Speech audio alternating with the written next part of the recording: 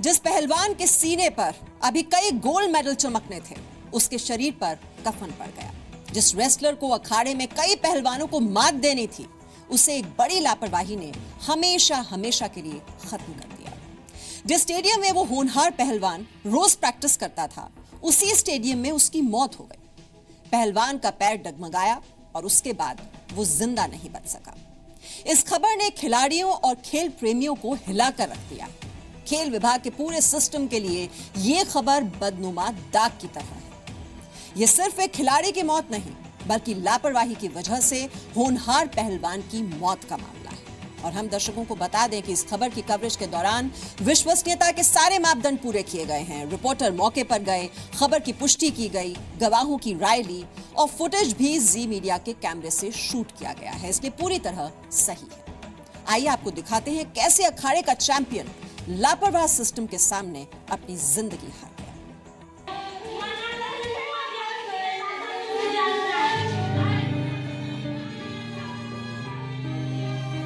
मेरा भाई दुनिया में ही नहीं है। इसका ऐसा हीरा बेटा तो मेरा परिवार में नहीं है। कुश्ती के अखाड़ों में जिसे अभी कई मेडल जीतने थे, उसे जिंदगी ने धोखा दे दिया। जिस होनहार पहलवान को अपने परिवार की आंखों में अभी और खुशियां भरनी थी, वो आंसू देकर हमेशा हमेशा के लिए चला गया। जिसकी कामयाबी पर मां को तालियां बजाकर उसका स्वागत करना था, वो मां बेटे की मौत का मातम मना रही है। रक्षाबंधन पर जिस बहन ने भाई की हिफाजत के लिए राखी बांधी थी, अगले ही दिन उस भाई की मौत हो गई।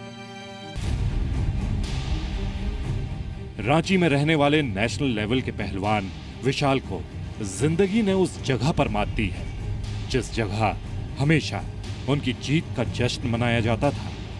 रांची के जयपाल सिंह स्टेडियम में कुश्ती खिलाड़ी विशाल को दफ्तर में एंट्री से ठीक पहले करंट लगा, जिससे उनकी मौत हो गई।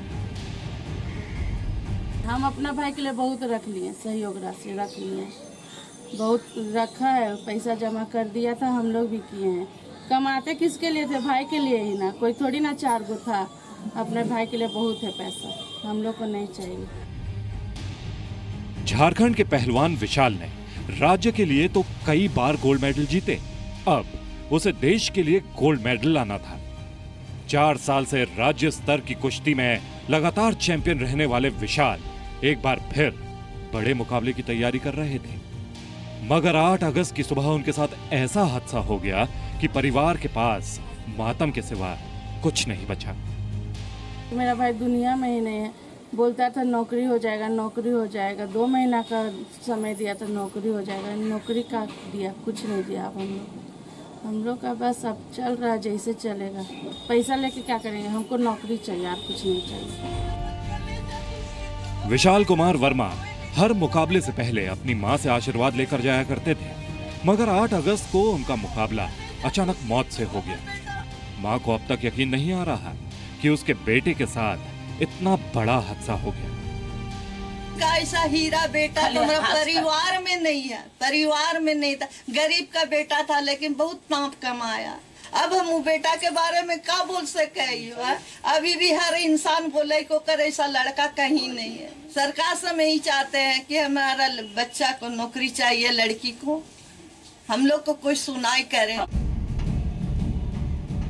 चश्मदीदों के मुताबिक जयपाल सिंह स्टेडियम में जल भराव है। कुश्ती एसोसिएशन के दफ्तर में भी करीब आधा फीट तक पानी भरा हुआ है। विशाल कुमार वर्मा जैसे ही दफ्तर की ओर जाने लगे तो उनका बैलेंस बिगड़ गया। पानी पर रखी ईंटों के सहारे आगे बढ़ रहे विशाल पानी में गिर गए। उस पानी में करंट दौड़ रहा था, क्योंकि एक लापरवाही से बिजली की एक तार पानी में पड़ी थी। ये तार वगैरह वैसा कहीं हम लोग को दिखा नहीं, मगर है कि सूप से लेकर सब चीज पानी में है, पूरा भरा हुआ है। करंट तो कहीं ना कहीं तो मारा ही है। जैसे वो कहीं भी छुआ होगा, कुछ किया होगा, वहाँ तो करंट है, करंट से ही उसकी मौत हुई है। विशाल के परिवार वालों ने ऐसे हादसे के बजाय हत्या की साजिश बताया है। परिवार वालों का दावा है कि जिस जगह विशाल की मौत हुई उस जगह उल्टी भी हुई थी।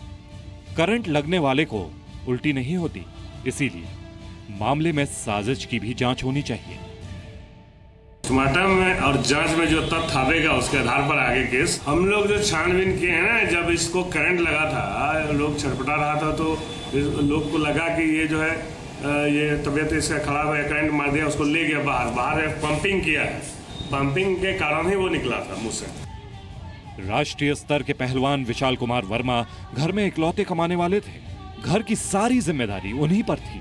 4 बहनों में से 2 की शादी करने के लिए वो दिन रात मेहनत करते थे। उनकी मौत के बाद पूरा परिवार सदमे में है। ने जैसे ही ध्यान पे आया, एक जांच कमेटी बैठाई अपने डिप्टी डायरेक्टर के नेतृत्व में। चूक तो है, लापरवाही तो साफ दिख रही है। उस पर कौन कौन, अगर कोई संस्था उसमें चूक में दोषी पाए जाते हैं, कोई व्यक्ति दोषी पाया जाता है, तो उसका रिकमेंडेशन और अपने स्तर से जितनी खेल मंत्री के स्तर से जितनी हमसे कार्रवाई संभावित है, जितना हो सकता है, वो हम लोग करेंगे। पहलवान विशाल की मौत को लेकर कुछ अहम सवाल हैं, जिनका जवाब इस सिस्टम को देना होगा। कुश्ती एसोसिएशन के दफ्तर के बाहर जल भराव में करंट कैसे आया? पानी में बिजली के तार किसकी गलती से छूटा या साजिशन छोड़ा गया?